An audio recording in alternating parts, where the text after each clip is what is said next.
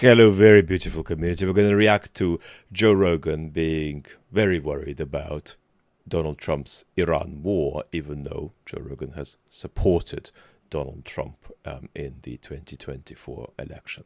Now, you might say, I don't want to engage with this. Well, you don't get to choose who you share the table of politics with.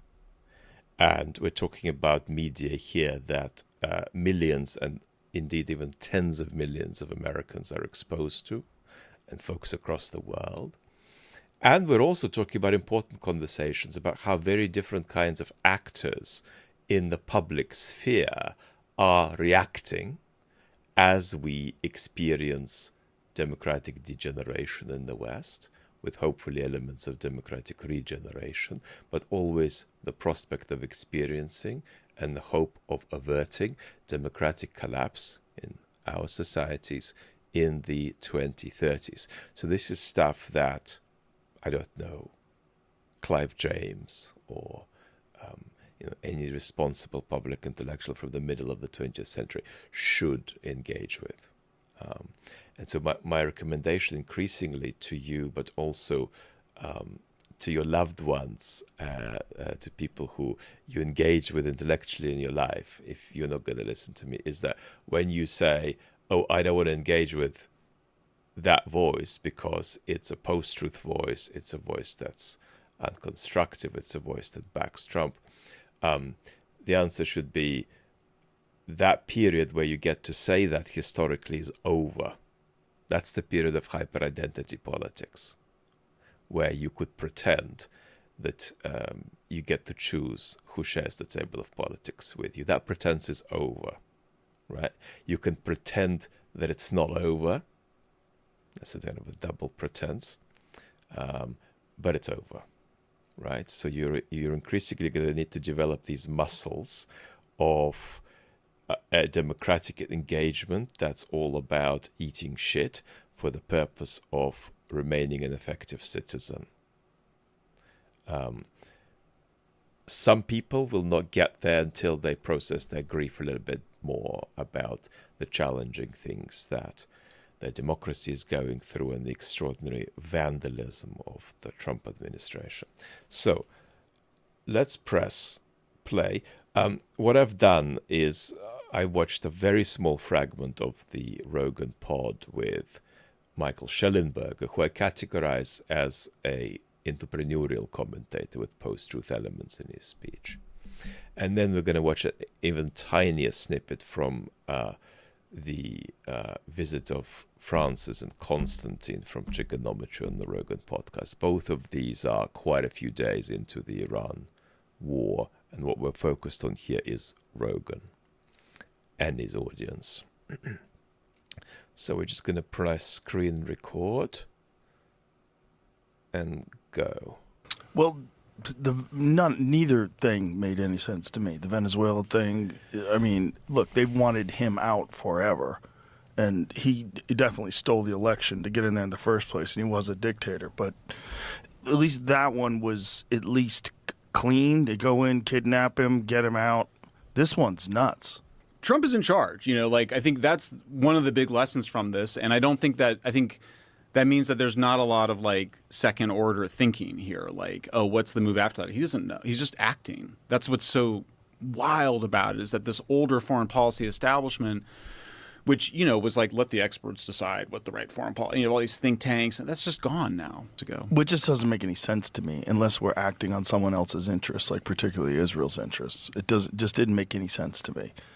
If they had... So there is no conflict between Trump acting of his own accord and Trump being influenced, right? The very problem is that we've got a president with a narcissistic personality disorder who's liable to get influenced in all kinds of ways. So Trump acting of his own accord is precisely a Trump that could get inappropriately influenced by Netanyahu the way, let's say, Obama or even Bush wouldn't be. Supposedly dismantled their chances of making a nuclear bomb. Whether or not that's true, It's so hard to know. He was unsatisfied, and just like he was like, I'm not getting anywhere in these negotiations, and I'm going to replace the person I'm negotiating with. It's just, turn over the table. They're sort of like, well, does it result in regime change in Iran? We don't know. They might say that we want that or whatever, but that's not ultimately, they're not acting on the basis of it. So look at the artificial way Michael Schellenberger there blends description with evaluation of the Trump administration, with the view of getting out of being critical of the Trump administration by conflating excessively his evaluation with his description of what's happening. Well, Michael, what's your view of it? Well, what I think is happening is probably this. But Michael, what's your view of it? Well, I think what you need to understand is that, this is what's happening. Michael, your neighbor went out today, right, and stole some candy from the corner shop. What do you think about that? Do you think that was out of order, or do you think it was actually okay behavior? Well, I think what's important to understand is that my neighbor was in a conflicted mood, and he took an action in a society in which people act for different reasons. And I think in this case, he may have been in a very cheeky and naughty mood.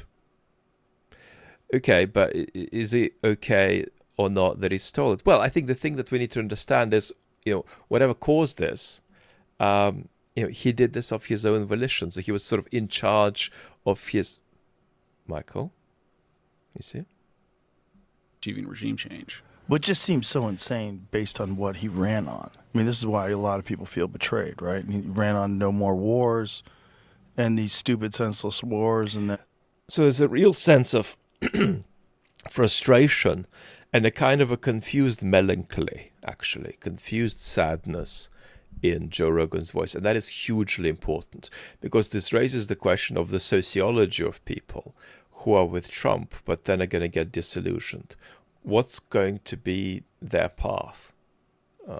So let's say a tiny bit about that. That's perhaps the most important bit of our chat today.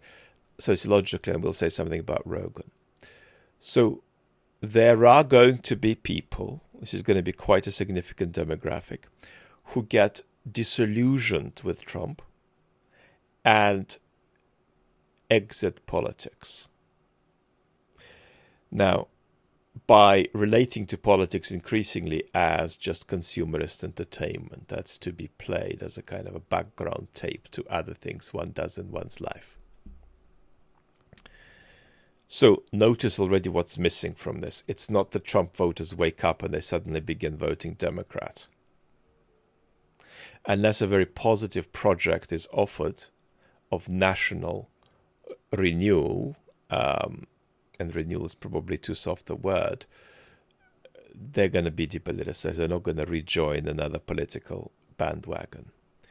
So the move is going to be away from Trump into just a sheerly neoliberal relationship with politics, where it's just a commercial product for consumption. And then the second stage is going to be that they will throw in their lot with the much more rigorous and systematic authoritarians coming in the 2030s.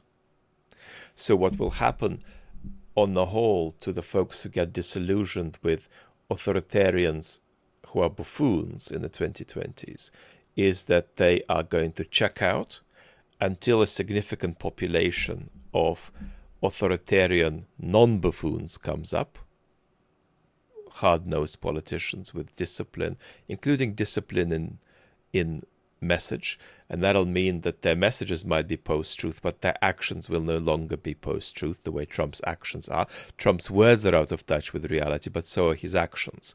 The authoritarians of the 2030s will not be post-truth in action. They will only be post-truth in communication, I mean, very roughly speaking.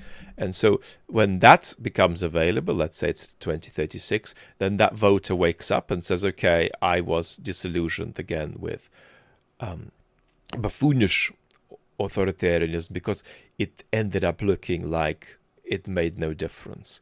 It introduced no greater certainty, and no greater transformation into our politics than what we had before.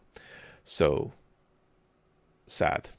But perhaps it just shows how deep the rot is, how deep the malign deep state is, and that we need something even more fundamental, even more radical than the buffoonery of Trumpism. And so you check out, and then you check back in when, Putin-like, Orban-like, in character, political leaders come up in the 2030s. Now, could this be personally Joe Rogan's trajectory too? I'm afraid so. But it's not the only thing that could happen. Something else could happen too. And that's that Rogan is certainly not a self-conscious grifter like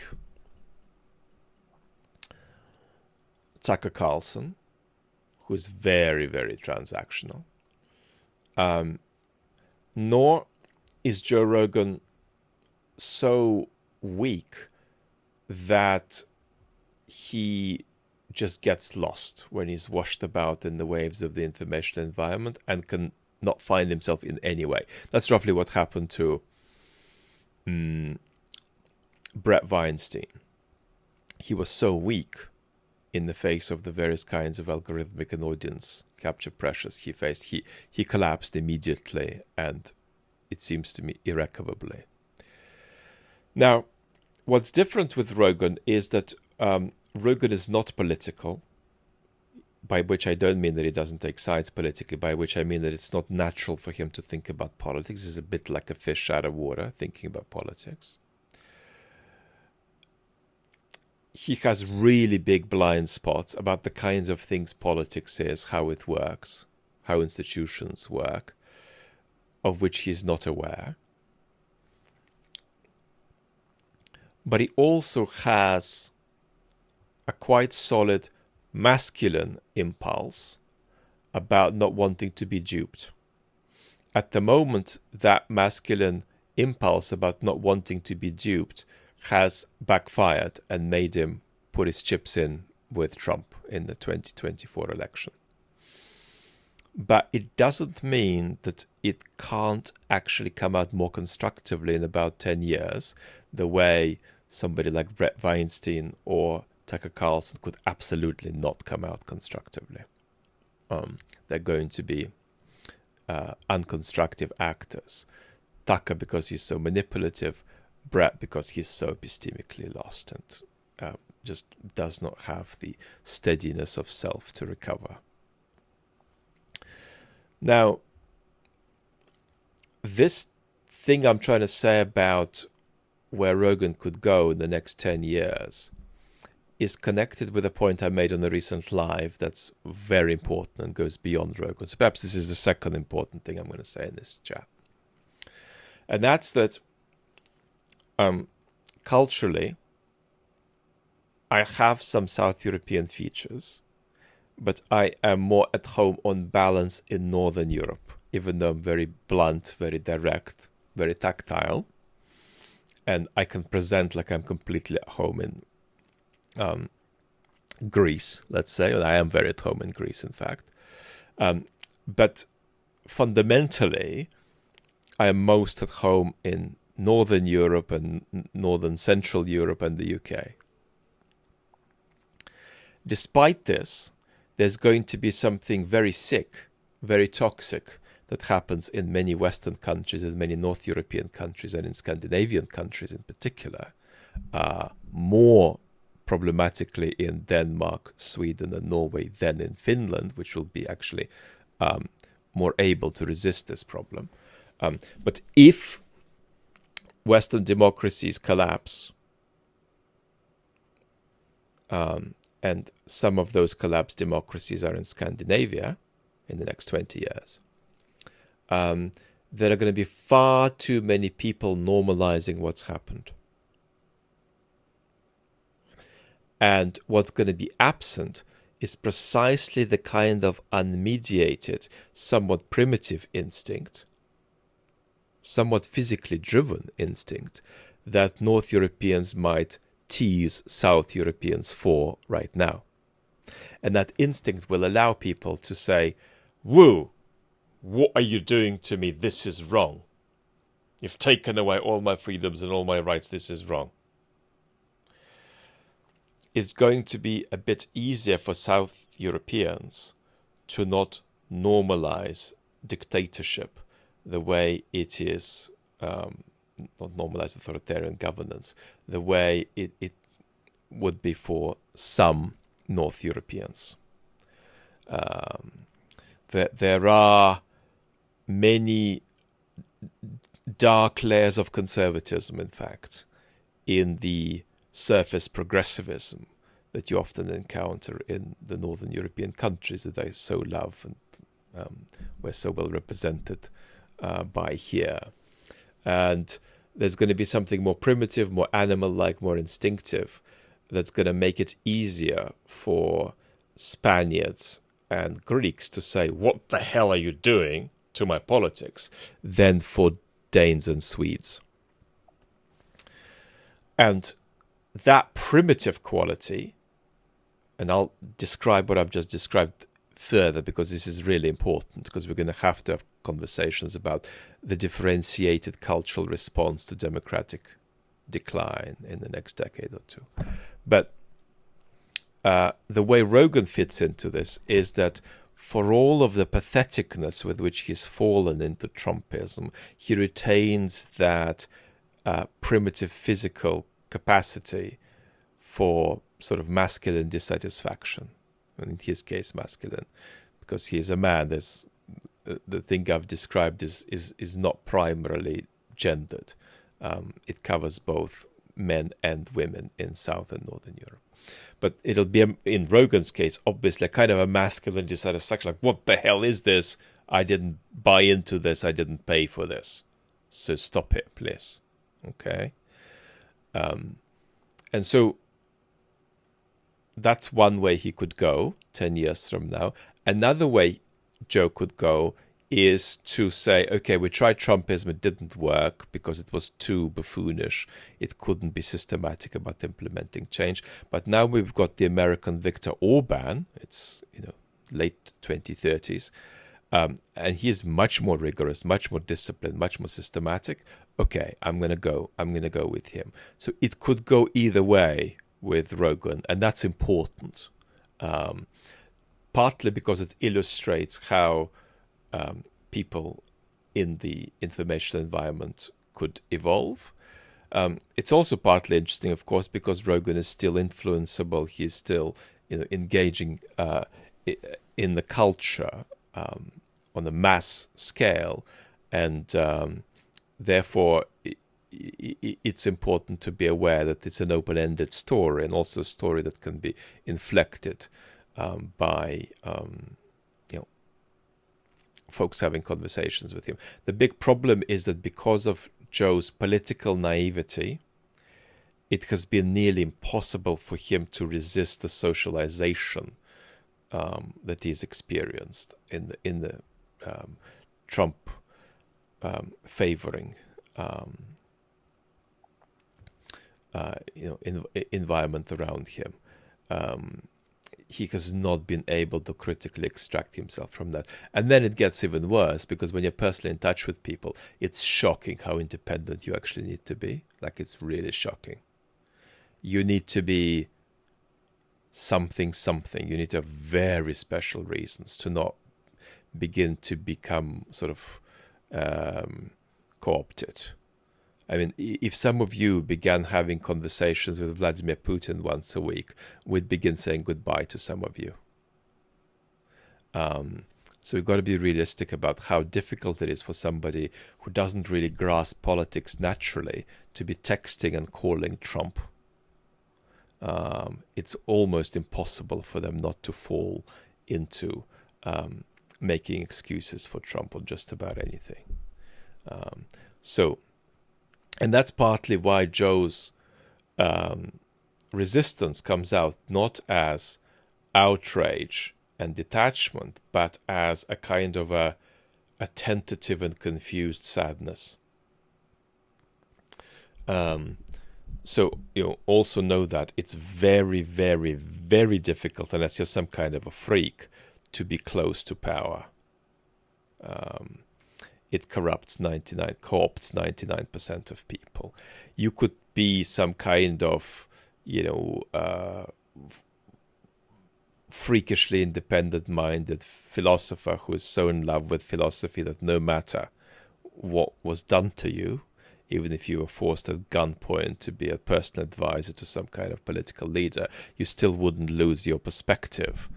But it requires some very special facts to obtain in your life for that to be the case. Okay, let's watch on. And we have one that we can't even really clearly define why we did it. Yeah. I mean, it's just such a I mean, the whole situation internationally has been so tense already with what's going on in Gaza, with what's going on in Ukraine. It's like, and to add this to the pot. So this is actually quite impressive relative to Joe's predicament of being caught up and co-opted and lost.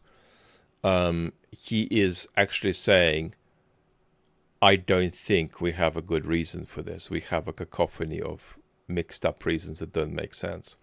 Because what he could be saying is, I bet Trump knows what he's doing. It's just that that's not been made public. You see, that would be worse. It's like, I mean... Whereas instead, what he's saying is, like... I'm baffled by why he would be doing this. Now, it's very naive for Joe to be baffled, but he's baffled. There's a real possibility that we might be entering World War III. What would that look like? I don't know. I never expected Iran to start attacking. And that's a difficult one for Trump-adjacent people, because they were saying that Ukraine could cause World War III. But now Trump is doing something that Trump-adjacent people said we shouldn't do, which is, supposedly play around with the risk of World War III. And that's a difficult one, and that's why a lot of people are going quiet. They launched bombs into UAE, Dubai. I mean, where else? I think they expected that, though, right? So the critique of the Western support for Ukraine, which I strongly backed on my channels, is that it elevates nuclear risk. And the trouble with that isn't that that's necessarily false. It's that you can overestimate the nuclear risk, but also there is nuclear risk in not standing up to Russia. So that's what was fundamentally wrong with the analysis, that if we just let Russia run over Ukraine, we just keep nuclear risk low. That's just not true. And we did face a nuclear crisis in autumn 2022, but nothing since then. Now, it's not clear how we get to World War III from Trump's grotesque and unthought-through conduct in the Middle East. But it's interesting how this is a challenging framing for Trump supporters, because Trump is the guy who's not supposed to get you into situations that then get you anxious about World War III. And he is doing that for reasons you can't grasp. I mean, it makes Iran look...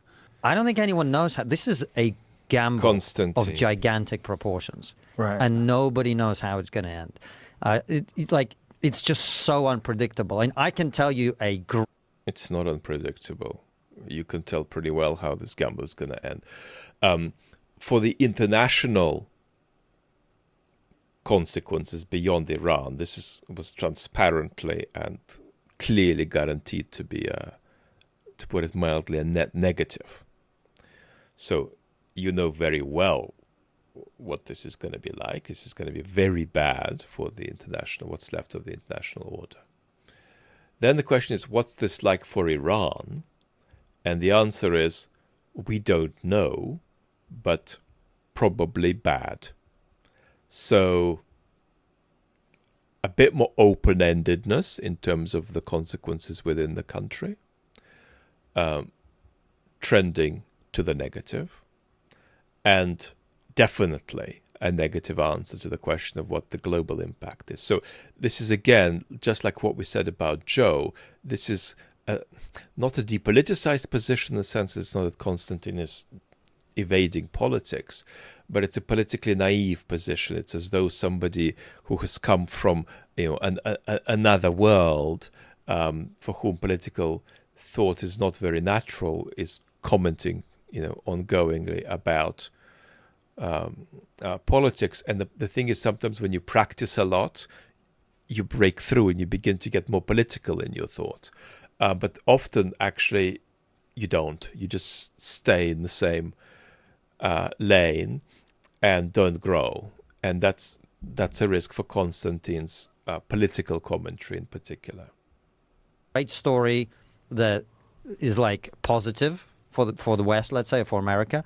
I can tell you a terrible story, and they both sound very convincing, and no one knows which one of them is true. Right. None of us know anything. None of us know how this is going to go, because this right now is a highly unpredictable situation. I don't think the White House knows how this is going to go. No, it's terrifying. So this is almost what I sometimes knock you guys for when you say, well, who knows where democracy is going to be at in 5 years, because people could just change their mind and say they've had enough of authoritarianism.